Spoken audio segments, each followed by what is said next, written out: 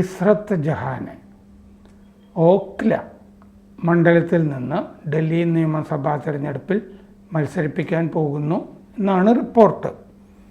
അത് മുസ്ലിം സ്വാധീനമുള്ള മണ്ഡലമാണ് ഓഖ്ല. അപ്പോൾ അവിടെ നിന്നാണ് ഇസ്രത്ത് ജഹാൻ വരുന്നതായിട്ട് റിപ്പോർട്ടുകൾ വരുന്നത്.